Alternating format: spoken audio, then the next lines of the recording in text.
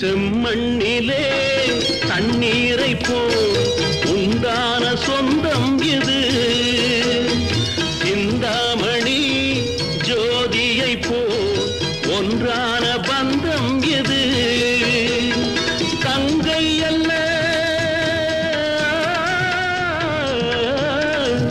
தங்கை அல்ல தாயானவள். கோழி பாடல் நான் பாட பொருளானாள். ஒரு தங்க ரதத்தில் பொன் மஞ்சள் நிலவு, ஒரு தங்க ரதத்தில் பொன் மஞ்சள் நிலவு.